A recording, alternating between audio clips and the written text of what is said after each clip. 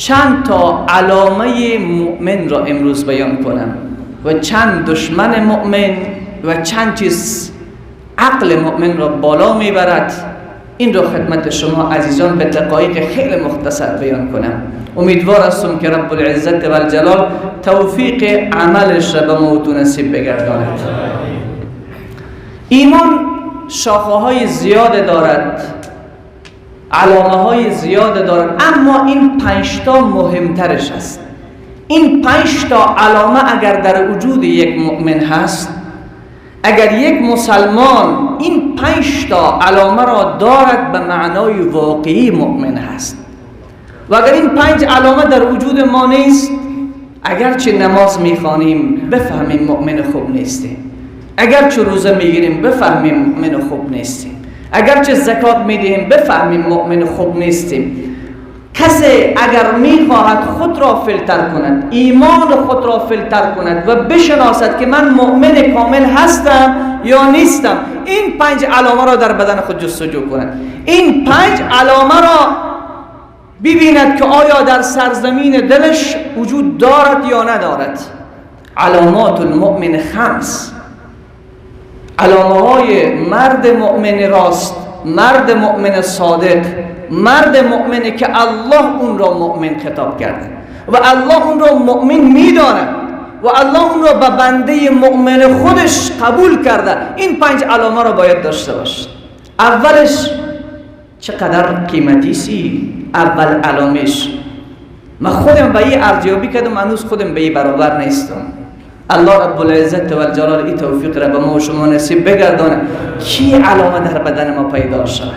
حالی که گفتم جوانا خودشان میفهمند که ما واقعا به این درجه اول ایمان داخل شدیم یا نشدیم. اولین علامه علما میگویند اولین علامه مؤمن الورع فی الخلوه، تقوا در تنهایی، تقوا در خانه تنها، تقوا با موبایلت که تنها شدی، تقوا با لپتاپت که تنها شدی، تقوا با واتساپت که تنها شدی، اونجا معلوم می شود. تقوا اونجایی که تو را مردم نمی بینن، تقوا در کوچه‌ای که مردم تو را نمی بینن، تقوا در دکانی که کس تو را نمی بینن، تقوا در خانه‌ای که کس تو را نمی بینن. الورع فی الخلوه، اولین علامه مرد مؤمن، اولین صفت مرد مؤمن الورع فی الخلوه، در خلوتها، در تنهایی ها آیا ترس خدا در وجودش هست یا نیست؟ حال خودت ارزیابی بکن، آیا فیلم مبتذل دور از چشم مردم تماشا میکنی یا نمیکنی؟ آیا موسیقی در خلوت میشنوی یا نمیشنوی؟ آیا پیام و چت با ارتباطات حرام در خلوت داری یا نداری؟ در واتساپ خود حرامکاری میکنی یا نمیکنی؟ با فیسبوک خود حرامکاری میکنی یا نمیکنی؟ در خلوت پیش روی مردم که همه شیخن، هیچ کسی دوست ندارد گناهش را مردم ببینه، همه تلاش میکنه حتی گناهش را از زنش بپوشاند. حتی بعضی ها رمز انداختن به گوشی خودشان که زنشان چک نکند، اما یک کس چک میکنه. بلند من چند بار ایره خواندم الم یعلم بان الله یرا. آیا انسان نمیداند که یک ذات میبیند؟ هر چقدر پنهان بکنی اون میبیند، آشکار میبیند. هر چقدر رمز بیاندازه رمزها را میخواند، از پیش اون چیزی پنهان نمیشود. اولین علامه عزیز دل من، تو در روز عید قرار داری، آمدی از راه دور که چیزی ببری، آمدی که این گوشت ها آرامت نکردن، بیا که کلام ها آرامت کنند. چیزهایی که واقعا گم شده ای مؤمن هست، واقعا قیمت دارد، واقعا در گرانبها هست. اگر این را عمل کردی و آوازه گوشت کردی، بدانی از همین لحظه آرام میشی، از همین لحظه به گم شده های خود میرسی. از همین لحظه اضطراب و بیقراری میرود کنار. الورع فی الخلوه، تقوا و پرهیزگاری در جایی که خدا ببیند و دیگران نبیند. تقوا و پرهیزگاری در جایی که خدا میبیند ولی دیگران نمیبیند. اینجا مهم است. حضرت یوسف نشد تا زمانی که تقوا در کجا نکرد؟ در خلوت. پشت 7 در بسته، پشت 7 در بسته یوسف در اونجا به الله نشان داد که خدایا دوستت دارم، خدایا برای تو همه چیز را پشت پا میزنم، پروردگار برای تو شهوت خود را له میکنم، برای تو نفس خود را میشکنانم، اما تو را به دست میآورم. من تنها یوسف پیش مردم نیستم، من تنها یوسف جلوه برادران خود نیستم، من تنها یوسف پیش یعقوب نیستم، من یوسف هستم که در خلوت هم برای تو نشان میدم که بنده تو هستم. الورع فی الخلوه. ارزش نداره؟ خیلی قیمت است، خیلی قیمت است. این نمیتونی با پول بخری اگر توفیق خدا نصیبت نشد. این نمیشه با ثروت، با قدرت، با قوت، با زیبایی، با جمال، با قواره به دست نمی آید.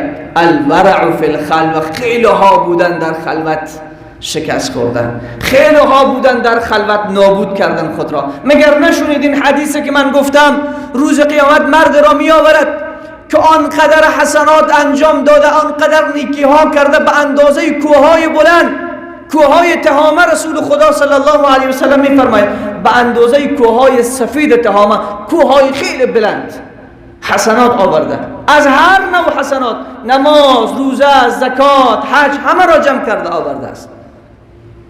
اما روز قیامت الله جل مجدو تمام حسنات این را یک جا برباد می کند. یک جا مثل که به شاخی کارا باد می کنند، همین قسم الله همه را هباء منثورا باد می کند. مرد حیران میماند. صحابه پرسان کردن یا رسول الله چه کسی هست؟ گفت این انسان مثل شما هست، شبها عبادت میکند، روزها عبادت میکند، اما یک مشکل داشت. مشکلش همیست که وقتی در خلوت دور از چشم مردم میشد از خدا نمیترسید. وقتی دور از چشم مردم میبود از خدا نمیترسید. در خلوتها ترس خدا نداشت، در خلوتها تقوای الهی نداشت. وقتی در خلوت میرفت به چیز نزدیک میشد که خدا نخواسته بود. حالا بیایم فیلتر بکنیم، به این صفت برابریم؟ آیا واقعا این صفت در وجود ما هست؟ آیا هنوز داخل گوشی ما معصیت هست یا نیست؟ اگر هست که از خدا بخوایم خدایا هنوز ما علامه ایمان رو پیدا نکردیم، هنوز علامه مؤمن بودن رو پیدا نکردیم. اول الورع فی الخلوه. یادت نره عزیز من، خیلی قیمتی است، خیلی با ارزش است. روز قیامت باز دنبال همین یک کلمه میگردی و همین یک کلمه را الله با پیش میکند. نماز تو، روزه تو، زکات تو همه در جای خودش. این مهم است. پرهیزهای خدا را باید در نظر گرفت. اشارات قرمز و سرخ ترافیکی خدا را در نظر باید گرفت. نمی شود که از هر جاده به سرعت 120 میل عبور بکنیم. نه عزیز من، جاهایی هست که باید ترمز بگیری و بریک بکنی و الا سقوط میکنه انسان. این اشارات ترافیکی برای این است که سقوط نکنی، برای این است که تصادف نکنی، برای این است که خودت را نابود نکنی. الله هم اشارات ترافیکی دارد. اون چیزهایی است که خدا میگه به اون نزدیک نشو. الورع فی الخلوه، تقوای الهی در خلوت. دعا کن که خدا هم به من نصیب بگرداند، هم به شما نصیب بگرداند.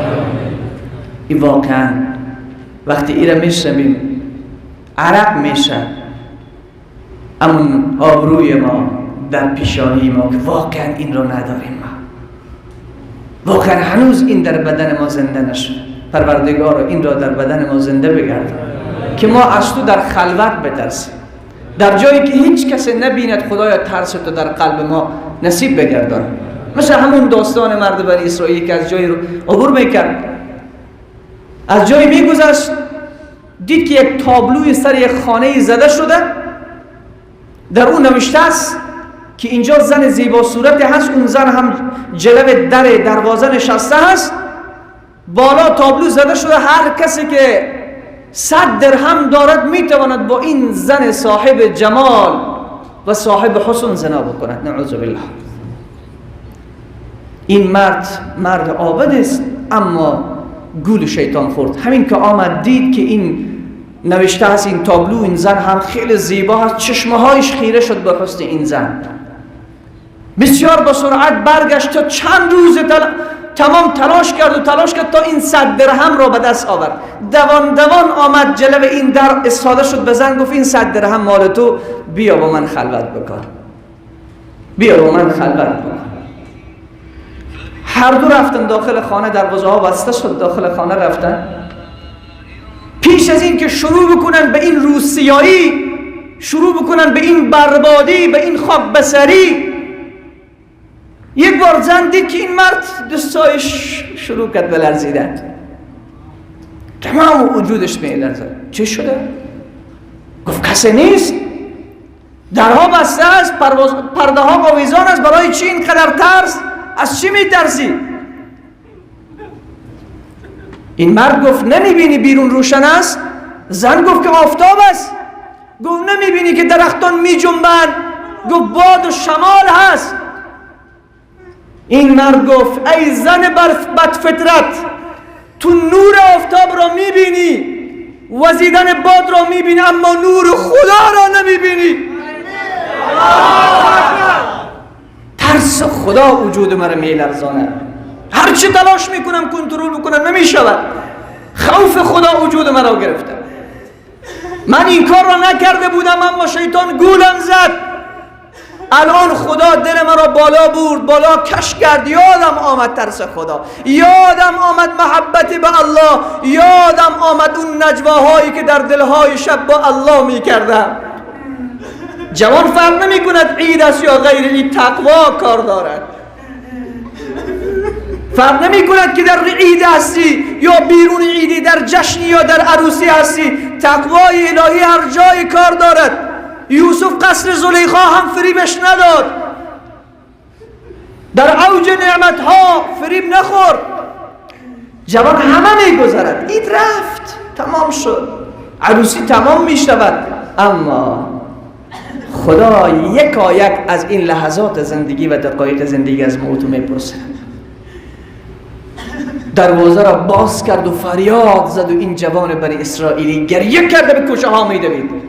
این زن گفت سبحان الله، این جوان تا هنوز گناه نکرده، بار اول است که به گناه نزدیک شد، این اندازه ترس خدا به قلبش است.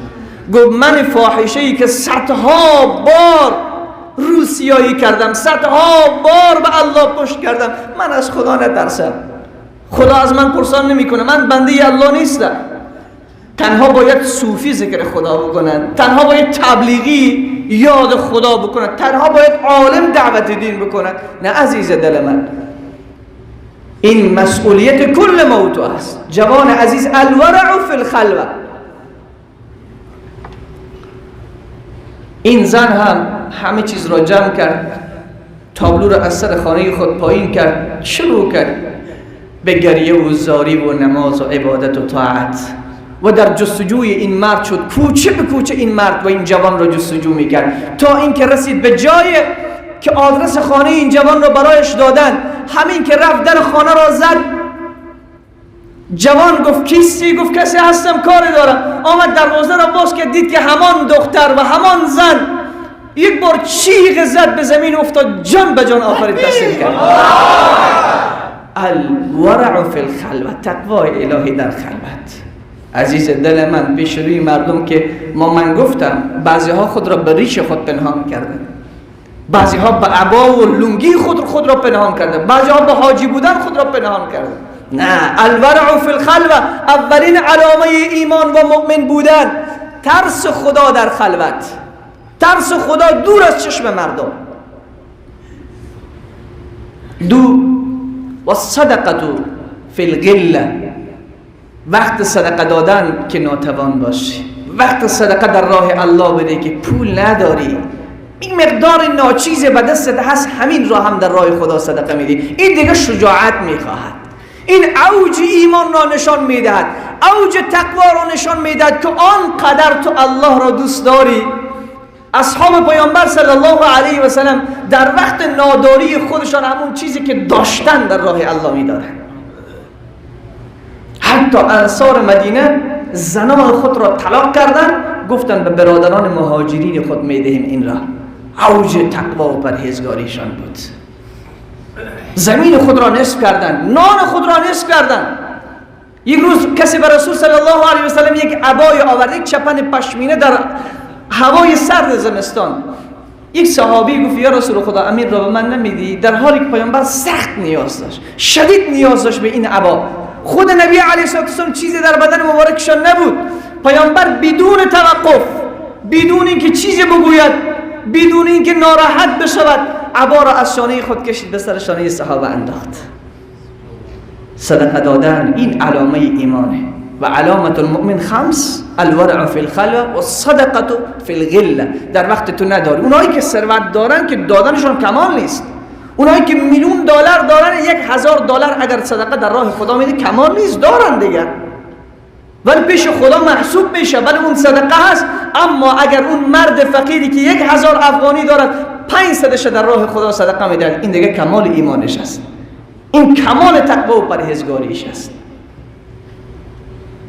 سوم، علامه مؤمن بودن و صبر عند المصیبه، صبر کردن در وقت مصیبت. امروز بسیاری ها ناکام شدن، پارچه به دستشان داده شد سفید برگشتند.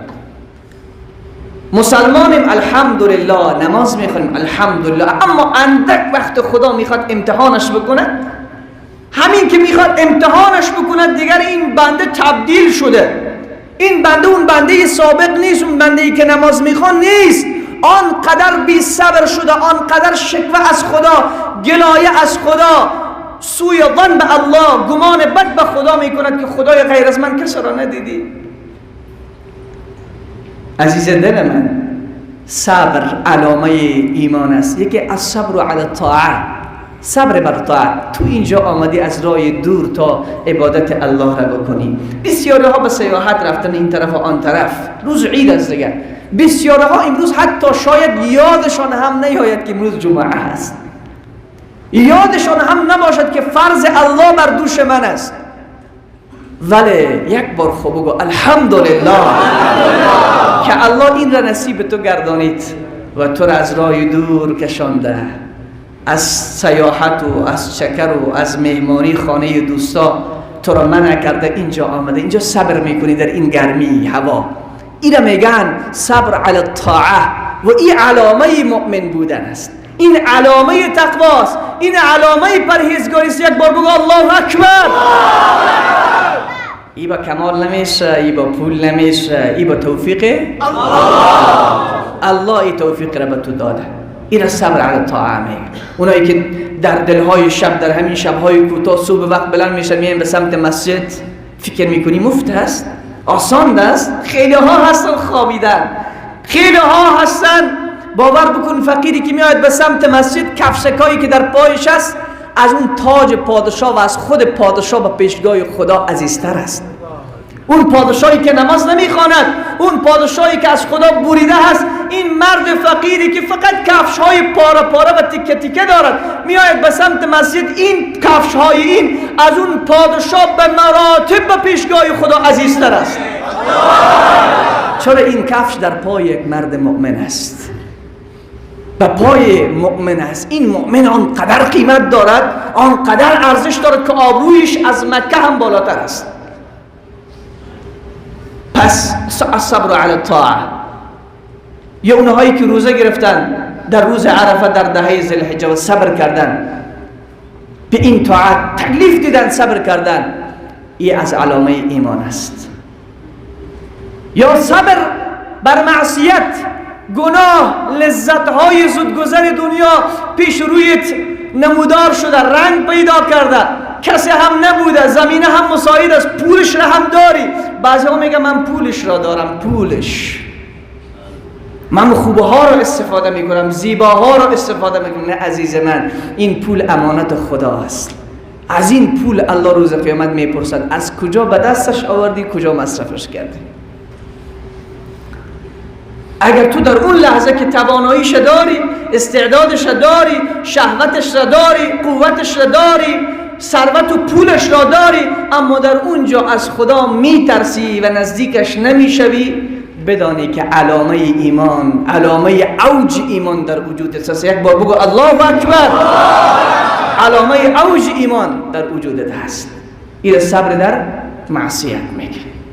پس خوشا به سعادت کسی که ایره دارد. شما ببین الصبر عند المصیبه، حضرت ابراهیمی که همین عید جشن همین بزرگ مرد تاریخ است، امام الموحدین، صبر در مصیبت ها کرد. الله برش گفت گردن فرزندت را ببر، چقدر سخت است، آماده شد بدون چون و چرا. برش گفت داخل آتش نمرود، بدون چون و چرا آماده است. زنت را در مکه تنها بگذار، بدون چون و چرا آماده است. از این سرزمین به اون سرزمین هجرت بکن، بدون چون و چرا آماده است. صبر عند المصیبه. حضرت یونس داخل شکم ماهی صبر میکنه. موسی در برابر اون بدبختی هایی که فرعون انجام داد صبر کرد. حضرت نوح به اون بدبختی هایی که قومش در برابرش کردن صبر کرد. الصبر عند المصیبه علامه ایمان است. و حضرت ایوب نبی به اون رنج و درد که داد صبور بود. حضرت یوسف داخل چاه کنعان افتاد صبر کرد. داخل زندان مصر رفت صبر کرد. الله رب العزت و الجلال بهترین پاداش به حضرت یوسف داد. این علامه چی است؟ علامه ایمان. کسی که صبور است وقتی که رمق به تو باقی نمون، عالم صبور است. بعضی زنها میزنن به سر و صورت خودشون، مو میکنن، گریبان خود را پاره میکنن، هر کاری که دستشان آمد میکنن، به خدا دشنام میدن، همین که دیگه رمق برایشون باقی نمون. خدایا دیگه صبرت. این صبر نیست عزیز من، این صبر نیست، این رمق برای تو نمانده، دیگه نمیتوانی از پیش بروی. بعضی مردها فقیر میشون و از خدا شکایت میکنن، الله امتحانشان میکنن، ولی ببینین جزافزهشان آسمان را گرفته. این صبر نیست عزیز من. بعد از اینکه رمق باقی نماند، باز آخر خط خدا را قرار میدن. آخر خط هر دری که بود رفتن، هر شکوهی بود که کردن، آخر چی میگن؟ خدا یک رحم بکن، دیگه صبر میکنه و اجرش به من نصیب بگردن. نمیشه. 4 علامه مؤمن زیاد هست، ولی این 5 تا قیمت دارد. این 5 تا چیده شده. این 5 تا در حقیقت محور این تقواست، محور این ایمان است که همه این علامت ها به گرد این میچرخند. والحلم عند الغضب، این را هم بسیاری ها ندارن. حلم و بردباری در وقت خشم و غضب. بعضی ها تقوا دارن، پرهیزگاری دارن، همین که خشمشان آمد دیگر ایمان فاسد می شود. به همین خاطر صحابه آمد محضر رسول صلی الله علیه وسلم، اوصنی یا رسول الله. وقتی خشم یک مؤمن میگیرد، اگر کنترل ندارد و حلم ندارد، آبروی برادر مسلمان رو میبرد، دشنامش میدهد، همسر خود را لطکوب میکند، دشنامش میدهد. 100 بدبختی در وقت غضب یک مرد مؤمن انجام میدهد. بعضی ها هستن شونیدیم میگه برو خدایتم که به نعوذ بالله تو از دست خلاص کردن نمیتونه. شونیدیم میگه بنی خدایتم که به نعوذ بالله. این غضب است که رسول صلی الله علیه و سلم ایمان را فاسد میکنه، ایمان را از بین میبرد. غضب علامه 5 ایمان و تقوا و پرهیزگاری یک مرد مؤمن. والحلم عند الغضب، وقت غضبش میگیرد اینجا دیگه بردبار باشد، اینجا باید شکیبا باشد، اینجا فروتن باشد، متواضع باشد. صحابه آمد یا رسول الله اوصنی، به من یک وصیت کن. رسول خدا فرمود لا تغضب. صحابی من غضب نشد. فردد مرارا، باز از پیامبر پرسید یا رسول الله یک وصیت به من بکن. فرمود لا تغضب، غضب نشد.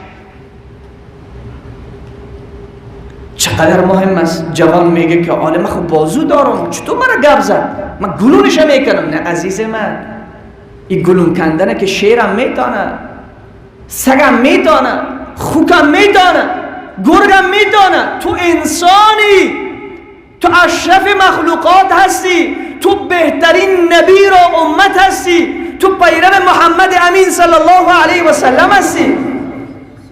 اینا حیوانات هم میتوانند. همون پیشک هم وقتی به موش حمله میکنه تکه و پارش میکنه. خب نمیشه که من بازو دارم، من ورزش کار کردم،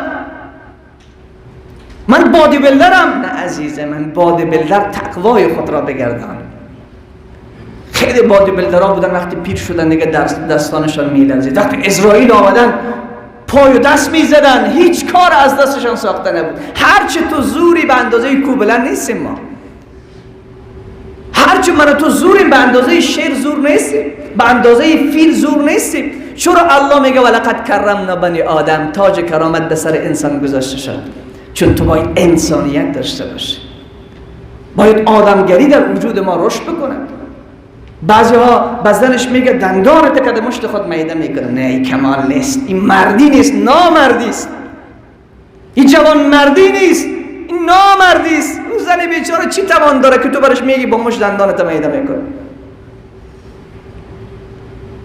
اگر میخوای توانایی حضور خود رو نشان بدی، در برابر کفار نشان بده، در برابر شیطان نشان بده. اون جایی که تو را به گناه میکشاند، وقتی موبایل را میگیری بالا و پایینش میکنی، معصیت و گناه میاد، اینجا بگو خدایا دهن شیطان را میده میکنم، نمیگذارم شیطان مرا شکست بدهد. اونجا بگو ای نفس تو را له میکنم، تو را سرنگون میکنم، نمیگذارم که مرا شکست بدهی. اینجا مردانگی معلوم میشود. مثل سمیه ها وقتی ابو جهل برش میگه ترک و ایمان به محمد صلی الله علیه و سلم را، کافر شو به خدای محمد صلی الله علیه و سلم، اونجا سمیه چه میگه؟ احد، خدا یک و لا شریک است، الله واحد و لا شریک است. اینجا دیگر زور معلوم میشه. همون زن ضعیف ابو جهل که میخواست، میگه من تمام بزرگ مکه هستم، قدرت مکه به دستم است، ولی وقتی الله شجاعت را به قلب یک زن میدهد کل اهل مکه را شکست داد، همه را شکست داد، نتوانستن اون زن را قانع بکنن. فرعونی که انا ربکم الاعلی میگفت من خدای بزرگ مصرم، الله نشان میداد که ای فرعون تو کوچکی، تو هیچ نداری، تو را در برابر یک زن شکست میدم. زنش از خانه خودش آسیه ایمان به خدای حضرت موسی می آورد، به پروردگار عالمیان می آورد. فرعون میخ میزنه به دست و پایش، برش میگه برگرد، به تو قصر میسازم، این میسازم، آن میسازم، برگرد. آسیه میگه تو چه سگ هستی که من برگردم؟ یک وجبم بقم نشینی نمی کنم. الله رب العزت و الجلال شجاعت این زن را میبیند، درهای آسمان را باز میکند، مقامش را در جنت در همین دنیا برایش نشان میدهد. بگو یک بار الله اکبر. والحلم عند الغضب. جوان عزیز، پدر بزرگوار، ریش سفید بزرگوار، مادر گرامی، علامه ایمان بردباری در وقت خشم و غضب. شاید رفیقت یک وقت تو را خشمگین بکنن، اینجا باید صفت رسول صلی الله علیه و سلم، اخلاق محمد امین صلی الله علیه و سلم به پیش تو باشد. آمد اون مرد اعرابی شال پیامبر را کش میکند، پیامبری که صحابی در اطراف خود دارد مثل خالد که تکه تکه میکند، هزار نفر از پای در میآورد. در کنار خود عمر را دارد که شیطان از اون میترسد، حمزه را دارد، علی را دارد. شجاعترین مردان تاریخ در اطراف پیامبر جمع بودند که از اتمه های دنیا نمیترسیدند.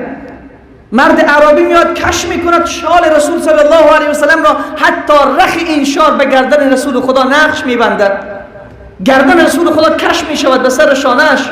برش میگه چرا از بیت المال به من نمیدی؟ ای محمد چرا از بیت المال به من نمیدی؟ فدای تو شم یا رسول الله. ای کاش که امروز امت صفت تو را میداشتن، اخلاق تو در زندگی امت می بود. در همون جا تبسم میکنه، اصحاب خفه میشوند، از جای خود بلند میشوند که این مرد را تکه و پارچه بکنن. رسول خدا می بنشینین، بنشین، بروین به این برادرتون از بیت المال چیزی بدهین. ایرا میگن عزیز من، ایرا میگن حلم و بردباری. پس این عید، این جمعه ها، این منبرها پیام دارد. پیام این منبر را بگیر، خوشبخت میشه و سعادتمند میشه. والحلم عند الغضب. بردباری و صبر و شکیبایی در وقت خشم و غضب. رسول صلی الله علیه و سلم فرمود یک بار خب آواز بلند بگید صلی الله علیه و سلم من کظم غیظا و هو یقدر على ان ينفذه دعاه الله على رؤوس الخلائق یوم القیامه حتی یخیره فی ای الحور شاء. حدیث امام ترمذی است.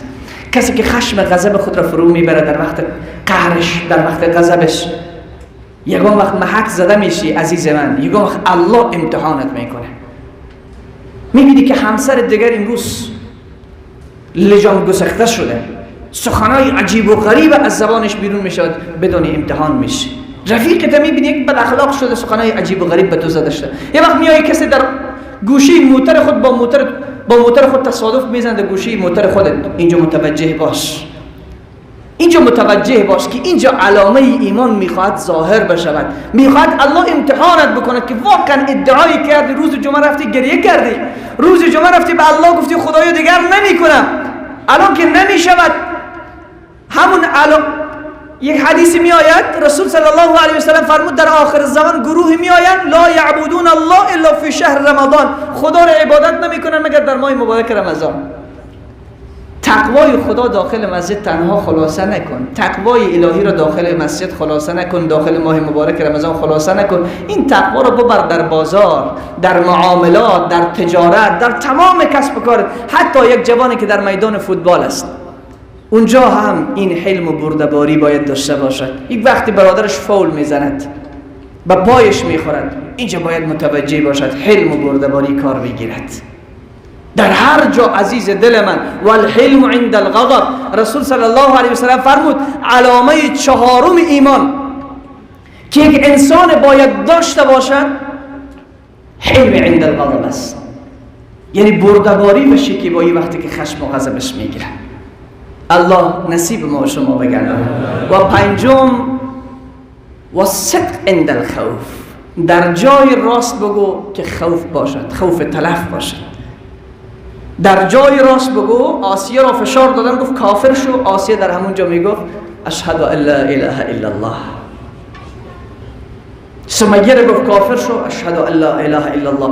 بلال را در کوچه های مکه زنجیر به گردنش کش میکردن، او چی میگفت؟ احد احد احد احد. بلند بگوین احد احد، الله من واحد لا شریک است. چقدر قوی بود قلب بلال. و صدق، صداقت در وقت خوف. وقتی عبدالله ابن حذافه را در سرزمین روم اسیر کردن، دوستانش را هم گرفتن. پادشاه روم گفت امتحان کرد عبدالله ابن حذافه را، گفت بیا کافر شو، بیا از ایمانی که با محمد صلی الله علیه و سلم داری کافر شو، من نصف سرزمین روم را به تو میدم، دختر خود را به تو میدم. عبدالله ابن حذافه دیگه و صدق عند الخوف را میداند، علامه یک مرد مؤمن را میداند، ارزش ایمان خود را میداند. عبدالله گفت محال است دیگه کلان را از آب جوش یا روغن جوش دادن، بعد یک رفیق عبدالله را، یک اسیری که با عبدالله یک جا اسیر شده بود داخل این آب جوش انداختن که جان میداد و فریاد میزد و جان میداد. به عبدالله گفتن اگر بر نگردی تو هم به این دوچار میشی. عبدالله گفت وقتی عبدالله را گرفتن بردن به سمت، گفت نه بر نمیگردم. عبدالله را گرفتن بردن به سمت دیگها، همین که نزدیکش میکردن عبدالله گریه کرد. خبر دادن به شاه روم که عبدالله گریه کرده، پشیمان شده، بر میگرده. گفت برش گردانید. عبدالله را برگشتن، گفت کافر میشی؟ گفت بر میگردی از اطاعت خدا، بر میگردی از فرمان الهی؟ عبدالله گفت نه. کی گفتن؟ گفت تو خود گریه کردی پیشتر. گفت این گریه من از ترس نبود، این گریه من از این بود که خدایا یک جان دارم که فدای تو میکنم، ای کاش به اندازه موهای بدنم جان میداشتم و هر بار منو به این دیگه های جوش میانداختن میمردم، دوباره زنده میشدم، باز جان میدادم برای تو. این برای این است. و صدق عند الخوف. ابراهیم خلیل در داخل آتش نمرود هم اشهد ان لا اله الا الله میگو. حضرت نوح در شکنجه ها اشهد ان لا اله الا الله میگو. حضرت موسی در اون شکنجه های فرعون، به اون تنهایی که فرعون حضرت موسی را قرار داده بود، همونجا اشهد ان لا اله الا الله میگو. پس پنجم علامه یک مرد مؤمن و صدق عند الخوف، وقتی که انسان بترسد در اونجا صداقت خود را باید به نمایش بگذارد. الله به ما شما توفیق عمل نصیب بگرداند. از این وقت زیادتر وقت شما عزیزان رو نمیگیرم، گرچه این درس طولانی تر بود باشه، انشاءالله در هفته های بعدی خدمت شما عزیزان عرض میکنم. عزیزای دل، این 5 تا را آویزه گوش خود بکنیم، آویزه گوش خود بکنین و نصب العین زندگی خود قرار بدین، انشاءالله ما کامیاب میشیم. علامه های ایمان که زیاد هست، اما این 5 تا گلچین شده. این 5 تا گلچین هست، گلچین. اگر این را یک مرد مؤمن، یک جوان مسلمان، یک پدر بزرگوار، یک مادر گرامی داشت، بداند که زندگی خود را ساخته. الحمدلله الحمدلله رب العالمین والعاقبة للمتقين والصلاة والسلام على أشرف الأنبياء والمرسلين وعلى كل ملائكة المقربين وعلى أهل طاعتك أجمعين. الهی پروردگارا تقوا و پرهیزگاری نصیب ما بگردان. الهی پروردگارا واقعا ما در خلوت ها هست و نمی ترسیم. الهی پروردگارا ترس خود را در خلوت نصیب ما بگردان. الهی از همه کس و از همه چیز می ترسیم. خدایان چیزی که ما ترس نداریم پروردگارا او تو هستی. خدای ترس خود را نصیب ما بگردان. الهی پروردگارا تقوا و پرهیزگاری در عید و غیر از عید نصیب ما بگردان. الهی پروردگار با ما صدق و صداقت نصیب بگردان. الهی پروردگار دست خیر نصیب ما بگردان. الهی صبر در سخت‌ترین حالات زندگی به ما نصیب بگردان. الهی بندگان از راه‌های دور آمدن در این روز عید برای جشن و تفریح نرفتن، خدای اینجا آمدن تا عبادت تو را انجام بدهند. الهی پروردگارا دستهایشان را خالی برنگردان. الهی با رحمت خودت، با مغفرت خودت، با کرم و فضل خودت ما را از خانه خودت بیرون کن. الهی در عید هر کس خانه دوست و رفیقش میرود و چیز از اونجا میخورد. الهی ما خانه تو آمدیم. الهی پروردگارا ما را هم چیز بده، از اینجا دست خالی برنگردان. الهی پروردگارا چیزی که به ما میدی مغفرت است. الهی پروردگارا یک آرامش به قلب ما نصیب بگردان. آرام شده این قلب ها، اضطراب و بیقراری داریم خدایا. الهی پروردگار شکستگی به ما پیدا شده. الهی پروردگار گوشه‌گیری به ما پیدا شده. الهی پروردگار با محبت خودت ما را آرام بگردان، با یاد خودت ما را آرام بگردان. الهی هر شب ما را شب عید، هر روز ما را روز عید بگردان. الهی وقت محبت تو آمد دیگر هر روز به ما عید است. محبت تو آمد به گفته حسن بستی هر شب شب قدر است. پروردگارا تو تمام روزهای ما را با محبت و یاد خودت منور و زیبا بگردان. الهی غمهای ما را دور بگردان. الهی مصیبتها را برطرف بگردان. فرزندان صالح نصیب ما بگردان. همسران صالح نصیب ما بگردان. فقر و بیچارگی را از میان امت اسلامی بردار. جوانان ما را پروردگار تقوا و پرهیزگاری نصیب بگردان. الهی گوشهای ما را حفاظت بکن، چشمهای ما را حفاظت بکن، زبانهای ما را حفاظت بکن. الهی ما ضعیف و ناتوان شدیم. الهی گوشهای ما گناه میکنند، چشمهای ما گناه میکنند، زبانهای ما گناه میکنند، انگشتای دستان ما گناه میکنند. یا الله پاهای ما گناه میکنند. یا الله به ما توفیق نصیب بگردان. یا الله به ما توفیق نصیب بگردان. الهی پروردگارا به ما پرهیزگاری عطا بکن. الهی پروردگارا پرهیزگاری عطا بکن. الهی پروردگارا از این گناه ها خسته شدیم اما راهی برگشت نمیتوانیم. پروردگارا راه برگشت بلد نیستیم. به ما پروردگارا خودت راهنمایی بکن. دست ما را بگیر از سمت گناه بکشون به سمت خودت. الهی پروردگارا ما دوست داریم در آغوش رحمت تو باشیم. دوست داریم با تو زندگی کنیم، با تو بمیریم. دوست داریم عید ما با تو باشد، جشن ما با تو باشد، عروسی ما با تو باشد، خوشی ما با تو باشد. یا الله هیچ لحظه زندگی ما را تنها نگذار. الهی مرگ ما، خانه قبر ما همه با تو باشد. تمام غمهای ما را برطرف بساز. و صلی الله تعالی و سلم علی خیر خلق سیدنا محمد و آله و اصحابه اجمعین. آمین یا رب العالمین.